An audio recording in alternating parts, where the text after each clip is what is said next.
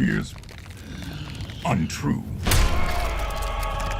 At the end of this year, one of Marvel's most anticipated villains finally arrives in the MCU, Doctor Doom, a genius whose intellect rivals Tony Stark, a master of science, a master of magic, and, according to a lot of fans, a bigger threat than Thanos ever was. So here's the real question. How powerful is Doctor Doom actually? And which heroes could stand a real chance against him, one-on-one? Before we start, every hero here lands in one of three categories. Gets absolutely cooked, makes Doom break a sweat, could actually threaten Doom. One quick note before we dive in. A few of these matchups are hypothetical since characters like Magneto, Professor X, and Jean Grey haven't been properly established in the MCU's main timeline yet. Think of it as speculation on what happens once they are. Let's get into it. Thor doesn't need tricks. He doesn't need technology. He just hits harder than almost anyone else in the MCU, and Stormbreaker makes that very literal. This is the axe that put a serious dent in Thanos, even with the full Infinity Gauntlet in play. If that connects with Doctor Doom, the fight could be over fast. Landing it is the hard part, though. Doom has never been the type to stand still and trade blows. He studies opponents. He manipulates them. He waits for the one mistake that lets him take control of the fight. Thor can absolutely hurt Doom, but Doom has spent his entire life beating people who were physically stronger than him. Thor lands in, makes Doom break a sweat. Spider-Man.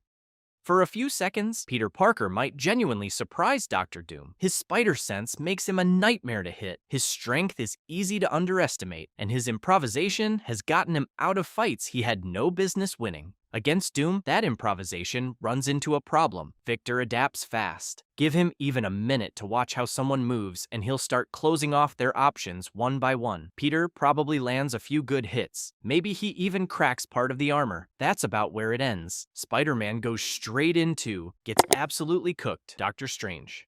Here's where it gets genuinely interesting, because Strange doesn't have to fight Doom physically at all. Mirror dimension, astral projection, reality-bending spells, few heroes understand magic the way Stephen Strange does. Unfortunately, few villains do either. Doctor Doom isn't just another sorcerer, he's one of the most accomplished magic users in the Marvel Universe. And unlike Strange, he pairs that magic with advanced technology and decades of strategic planning. This would be one of the best fights the MCU has ever put on screen. Doom just holds a slight edge going in. Doctor Strange lands in, makes Doom break a sweat. Shuri isn't going to try to overpower Doctor Doom, she's going to try to out-engineer him. Given time, she could probably find real weaknesses in his armor. The catch? Doom is doing the exact same thing to her, except he's had decades of practice building tech specifically to counter powerful opponents. And where Shuri relies on science, Doom has magic sitting in reserve too. Her intelligence would impress him. It just wouldn't be enough to save her. Shuri goes into, gets absolutely cooked. Magneto. On paper, this might be Doctor Doom's worst matchup on the list. Doom's entire fighting style leans on one thing above all else, his armor. And Magneto controls metal. That means Eric doesn't need to fight through Doom's defenses at all. He can go straight for the thing keeping Doom alive and functional in the first place. Doom usually walks into a fight already holding the advantage. Against Magneto, that advantage could vanish before the first punch even lands. Doom would know exactly who he's dealing with and prepare accordingly. But some threats aren't solvable with preparation alone. And an enemy who can rip away your greatest weapon on command is one of them. Magneto lands in, could actually threaten Doom.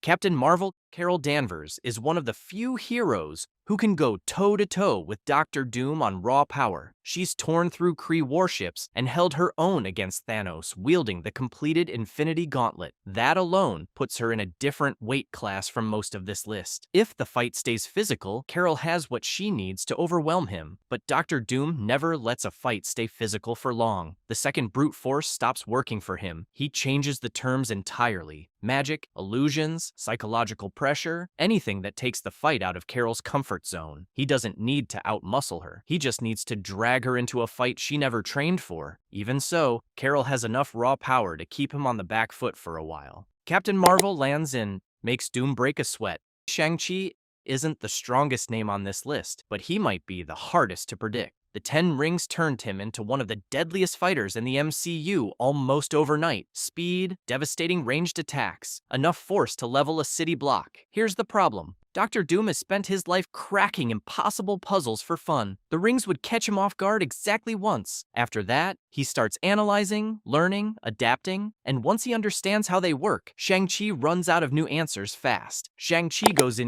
gets absolutely cooked. Professor X?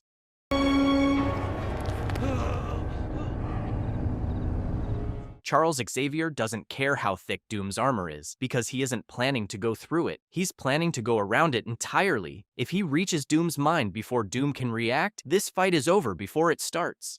But Victor isn't an ordinary target. His mind is arguably as dangerous as his tech, and years spent mastering both science and sorcery have almost certainly taught him how to shield himself from telepaths. This wouldn't be a fistfight. It'd be a silent war between two of Marvel's sharpest minds. Charles would force Doom to take him completely seriously. He just might be walking into one of the only opponents actually built to handle him. Professor X lands in, makes Doom break a sweat. Jean Grey?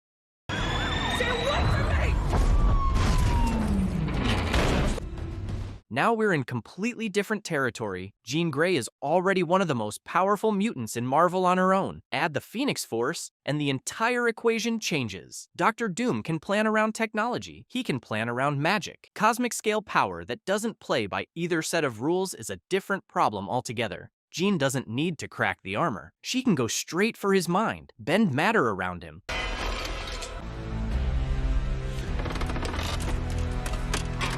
Unleash a level of force that very few beings in Marvel history have ever matched. Even someone like Dr. Doom has to take that seriously, because against the Phoenix, there's no such thing as a clean win. Jean Grey lands in, could actually threaten Doom. Loki, Fall before me. not the Loki who tried to conquer Earth, not even the Loki who fought beside Thor. This is the Loki from the end of Season 2, the one who gave up everything to hold the timelines together with his own hands. At that point, you're not fighting a god anymore. You're fighting something that exists outside the normal flow of time. And that's what makes him so dangerous. Dr. Doom might outsmart gods. There is only doom. He might outfight Avengers. He might even outplay sorcerers. But an opponent whose power stretches across the entire multiverse is a different category of problem. Loki closes out the list and could actually threaten Doom. It's done. We shall be faced with an unthinkable decision.